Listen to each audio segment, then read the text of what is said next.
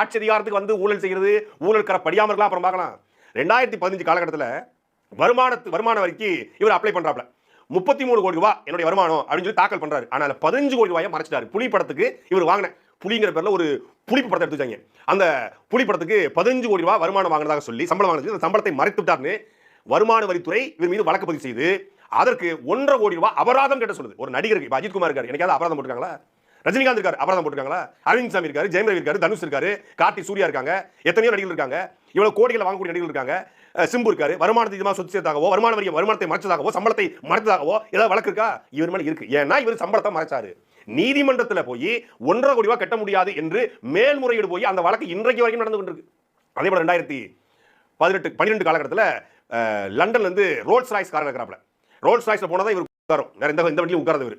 இவர் வந்து எதுக்குமே ஆசைப்படாதவர். எதுக்குமே ஆசைப்படாதவர்.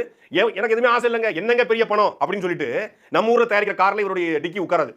அங்கிருந்து வர ரோல்ஸ் ராய்ஸ்ல தான் இந்த ரோலுடைய கார் வந்து டிக்கி உட்காரும். அந்த டிக்கில தான் இவர் டிக்கி உட்காரும்.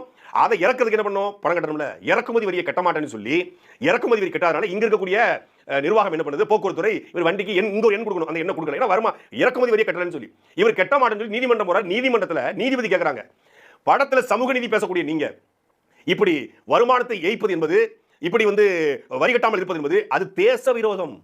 எது தேச விரோதம்? வரி கட்டாமல் இருப்பது தேச விரோதம் என்று நீதிபதியால் கண்டிக்கப்பட்ட இவர் தான் ஊழல் கரையொடியாதவர். இவர் தான் நேர்மையாளர். இவர் ஆட்சி வந்தாதான் ஊழல் இருக்காதான். அந்த நீதிபதி வந்து நீங்க ரியல் ஹீரோ மட்டும் பத்தாது, ரியல் ஹீரோவாகவும் இருக்கணும்னு சொல்லி சொன்னதுக்கு அப்புறம் அந்த வார்த்தை எனக்கு மனசு புண்பட்டுச்சு அப்படின்னு உச்சநீதிமன்றத்தில் போய் அந்த வார்த்தை நீக்கிறதுக்கு செலவு பண்ணாப்ல. அந்த படத்தை இங்க கட்டியிருந்தா அந்த வார்த்தையை நீதிபதி சொல்லிக்க மாட்டார். பல ஹியரிங் போய் தான் அந்த வார்த்தையை நீக்க சொன்னாங்க உச்சநீதிமன்றம். இந்த ரியல் ஹீரோ இல்ல, ரியல் ஹீரோவா இருந்தா பத்தாது, ரியல் ஹீரோவாகவும் இருக்கணும் அப்படிங்கிற வார்த்தை வந்து விஜய் வந்து மனசு புண்பட்டு விட்டது. அந்த வார்த்தையை நீக்க வேண்டும் அப்படின்னு உச்சநீதிமன்றத்துக்கு போனீங்க பணம் செலவு பண்ணி. அந்த பணத்தை நீங்க இறக்குமதி வரியா கட்டியிருந்தீங்க அப்படின்னா நீதிபதியும் கண்டிச்சிருக்க மாட்டாரு, தேச விரோதம் சொல்லிருக்க மாட்டாரு, உங்க ரியல் ஹீரோ அப்படின்னு சொல்லி நீதிபதியை பாராட்டிப்பாரு. கார் இறக்குமதி பண்றதுக்கு மொத்தமாவே நீதிமன்றம் போட்ட அபராதம் 1 லட்சம் ரூபாய் தான். 1 லட்சம் ரூபாய் கொரோனா நிதியாக கட்டி விடுங்கள் அப்படின்னு சொல்லி நீதிமன்றம் அறிவிச்சது. இந்த 1 லட்சம் ரூபாய் கட்ட முடியாதுன்னு சொல்லி உச்சநீதிமன்றத்துக்கு 15 லட்சம் ரூபாய் செலவு பண்ணி வழக்கறிஞர் வச்சு யாராவது பாத்தீங்களா? அதாவது வரப்பு சண்டைக்கு போய் வயலை வைப்பாங்களே அந்த மாதிரி ஆளு விஜய். என்ன ஈகோ, என்ன ஈகோ, தன்னுடைய தன் அரிப்புமாங்கள, தன் முனைப்பு, நம்ம யார், நம்ம எப்படி ஆளு, நம்ம எவ்வளவு ஸ்டார், நம்மள போய் ரியல் ஹீரோ இல்ல எப்படி சொல்லலாம்? நம்மள போய் தேச விரோதி எப்படி சொல்லலாம்? தேச துரோகி எப்படி சொல்லலாம்? அப்ப இந்த வார்த்தையை மீட்கணும். அதாவது அவர் யாரும் பேசக்கூடாது. பொத்தி வளர்த்த புள்ள மேகல, அதனால வெக்க விட்டு போகலங்கிற மாதிரி யாரும் இவர் டீஸ் பண்ணிடக்கூடாது. யாரும் இவரை பேசக்கூடாது. யாரும் பேசினா அவங்க பேசுக்கு ஒரு தனி டீம்.